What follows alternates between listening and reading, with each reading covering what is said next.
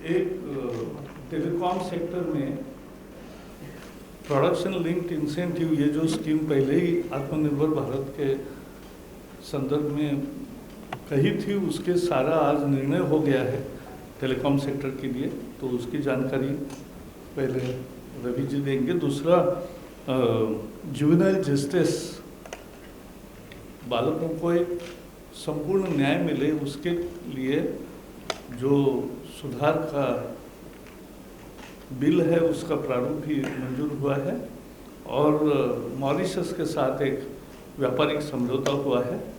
तो मैं रविशंकर जी से आग्रह करता हूं कि वो प्रोडक्शन लिंक इंसेंटिव के बारे में बताएं। मित्रों, प्रकाश जी, श्रद्धा मना स्मृति जी, पदाधिकारीगण, पत्रकार मित्रों, नमस्कार। आत्मनिर्भर भारत की योजना में नरेंद्र मोदी जी की सरकार और उनकी प्रेरणा से भारत मैन्युफैक्चरिंग का एक हब बने, ये हम लोग की कोशिश है। इलेक्ट्रॉनिक मैन्युफैक्चरिंग को हम लोगों ने काफ़ी प्रमोट किया है। आपको मालूम है कि मोबाइल फ़ोन 14 में सिर्फ 2 था, अब 260 हो गया है। भारत दुनिया की सेकंड सबसे बड़ी मोबाइल मैन्युफैक्चरिंग का देश बन गया है। इसी क्रम में प्रोडक्शन लिंक इंसेंटिव का कार्यक्रम शुरू किया गया। प्रोडक्शन लिंक इंसेंटिव का मतलब क्या है? पहले उद्योग लगाओ, मैन्युफैक्चरिंग शुरू करो, एक्सपोर्ट करो, रोजगार क्रिएट करो और incentive low. This is the simple meaning of production link incentive. तो इसको सबसे पहले मोबाइल और कंपोनेंट के क्षेत्र में किया गया। उसके बाद बाकी 12 एजेंडा चुने गए। आज टेलीकॉम के बारे में हुआ, जिसकी मैं जानकारी दूंगा। लेकिन एक बात, देश की क्षमता और प्रतिभा कितनी बड़ी है कि हमने मोबाइल लिंक इंसेंटिव PLI को अप्रैल 2020 में अनाउंस किया था यहीं पर, जबकि कोरोना अपने चरम गति पर था, और जुलाई 31 उसका लास्ट डेट था अप्लाई करने का। उस समय भी corona was very very deadly, I would say. इसके बावजूद दुनिया की टॉप कंपनियां और भारत की कंपनियां आई और उन्होंने 10 लाख करोड़ का मोबाइल बनाने का अपने एप्लीकेशन में दावा किया।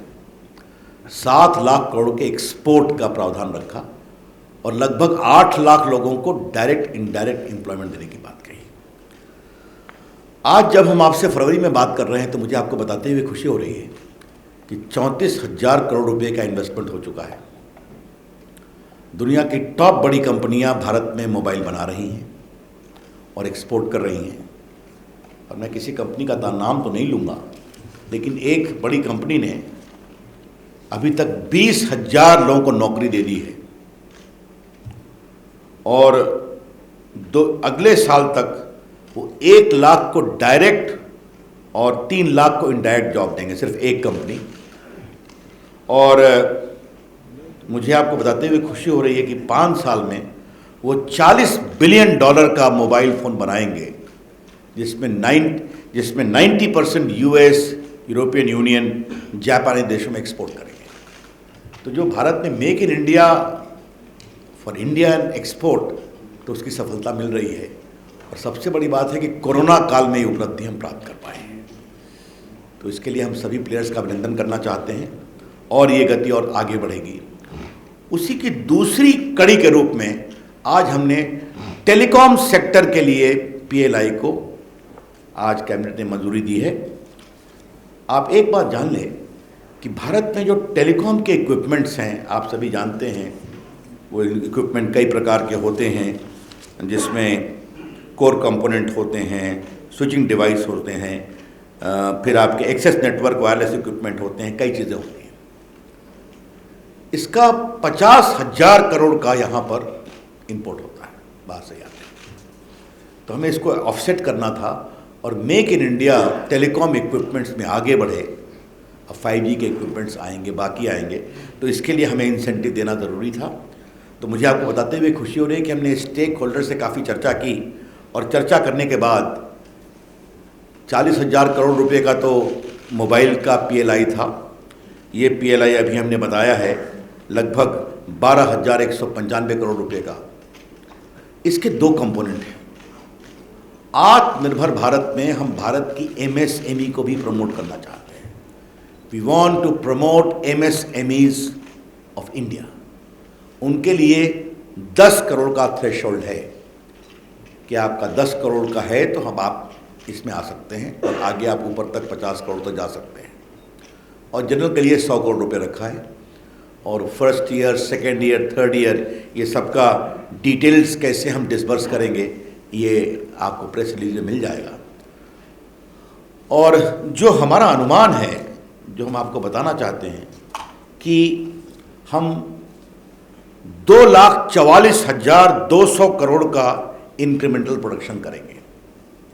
In the coming 5 years, we hope to have the incremental production of 2,44,200 crores, export worth 1,95,360 crores, और डायरेक्ट इनडायरेक्ट एम्प्लॉयमेंट 40,000 लोगों को देंगे और टैक्स रेवेन्यू भी लगभग आप ऐसा मान के चलें 17,000 करोड़ देश में आएगा। तो ये चर्चा करने के बाद बनाया तो लोगों ने कहना था कि अगर ये स्कीमें मिलती हैं तो भारत में हम बहुत विस्तार से अपने फुटप्रिंट को आगे बढ़ाएंगे। तो मोबाइल मैन्युफैक्चरिंग मैंने बता दिया, उसके कंपोनेंट की बात मैंने बता दिया।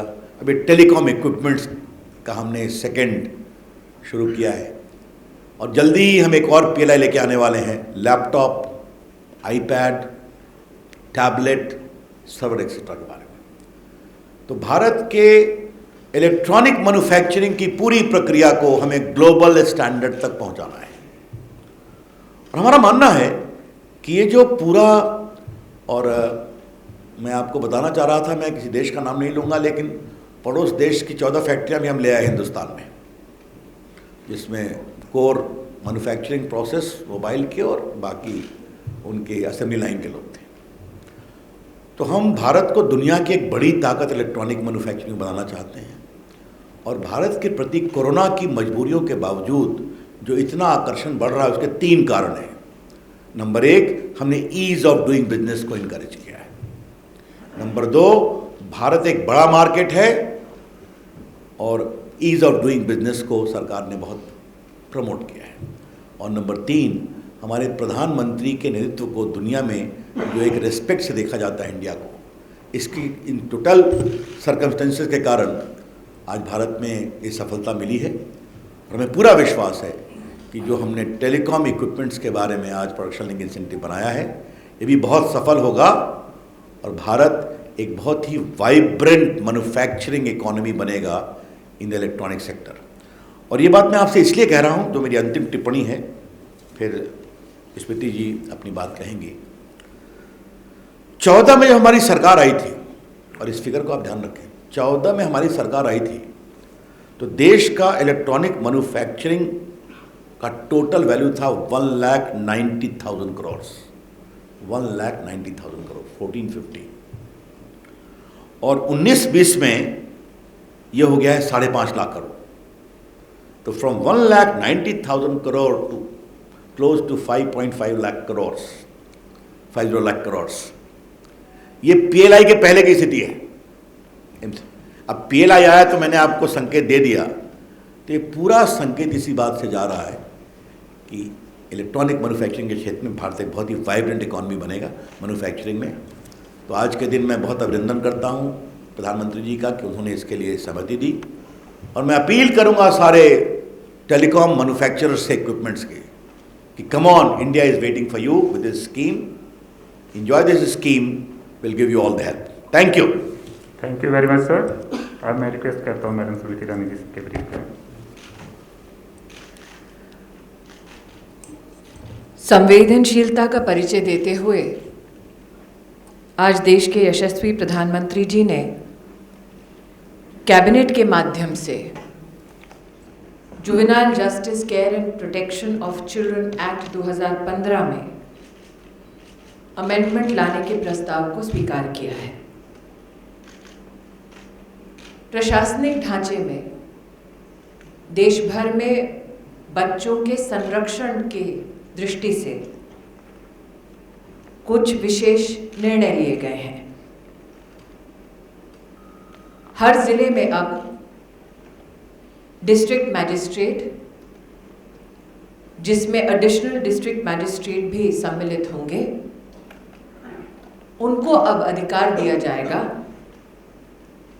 कि जो एजेंसीज जेजे एक्ट के इम्प्लीमेंटेशन के लिए जिम्मेदार हैं, उनकी फंक्शंस को मॉनिटर करे डिस्ट्रिक्ट मैजिस्ट्रेट। डिस्ट्रिक्ट का चाइल्ड प्रोटेक्शन यूनिट अब डिस्ट्रिक्ट मैजिस्ट्रेट के अंतर्गत फंक्शन करेंगे। आज तक चाइल्ड वेलफेयर कमेटी में किसी को भी सदस्य बनाने से पहले बैकग्राउंड चेक विशेषतः उसका कोई डायरेक्शन प्राप्त नहीं हुआ था। जो अमेंडमेंट प्रस्तावित है उसमें चाइल्ड वेलफेयर कमेटी में सदस्य बनाने से पहले व्यक्ति का बैकग्राउंड चेक, एजुकेशनल क्वालिटीज, इन सब को भी अब सम्मिलित किया गया है। देश भर में जब किसी संस्थान को चाइल्ड केयर इंस्टीट्यूशन चलाना होता तो वो प्रदेश की सरकार के पास अपना पर्पस लेकर जाते, तत्पश्चात वो रजिस्टर होते। अब जो अमेंडमेंट प्रस्तावित है उसमें किसी भी प्रदेश में किसी चाइल्ड केयर इंस्टीट्यूशन की रजिस्ट्रेशन से पहले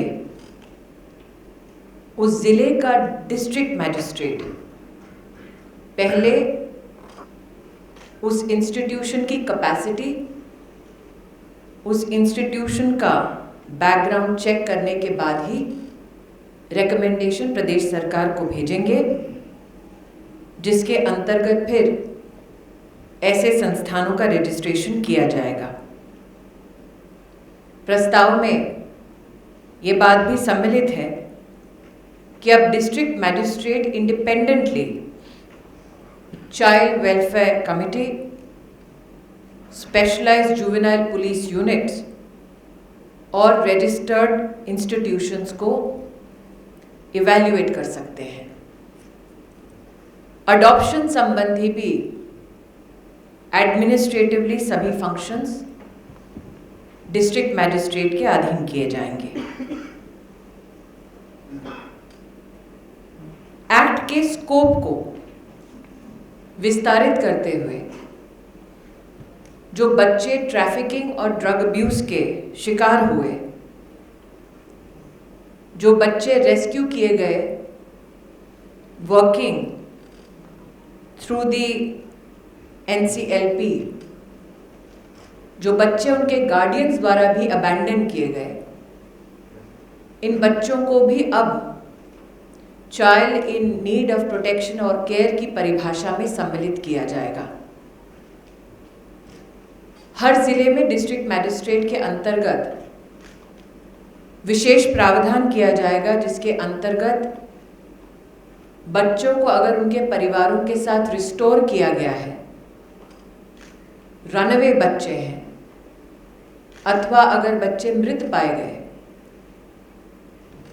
ऐसी सर्कमस्टेंसेस में ये सारा डेटा डिस्ट्रिक्ट मैजिस्ट्रेट के अधिकार में आएगा, जो क्यूमुलेट होकर प्रदेश की सरकारों के साथ प्रॉपर आइडेंटिफिकेशन, इवैल्यूएशन के लिए प्रस्तुत किया जाएगा। जैसा कि मैंने कहा, district magistrate including additional district magistrate अब अडॉप्शन केसेस भी डिसाइड कर पाएंगे, और अगर किसी को अपील करनी हो तो वो डिविजनल कमिश्नर के लेवल पर अपील कर सकते हैं। लास्टली, वर्तमान में 3 कैटेगरीज हैं एक्ट में, जिसमें पेटी, सीरियस और हीनियस क्राइम्स के संदर्भ में जो बच्चे कॉन्फ्लिक्ट विद लॉ हैं उनके अंतर्गत केसेस को कंसिडर किया जाता है। अब एक और कैटेगरी इसमें सम्मिलित की जाएगी, offenses where the maximum sentence is more than 7 years but no minimum sentence is prescribed or minimum sentence of less than 7 years is provided shall be treated as serious offences within the Act. हमारी ये कोशिश है कि प्रदेश सरकारों, civil society members के साथ चर्चा करने के बाद जो अमेंडमेंट प्रस्तावित है उसकी वजह से जिलावार, प्रदेशवार बच्चों को संरक्षित करने में यह कानून कारगर साबित होगा। धन्यवाद। धन्यवाद मैम।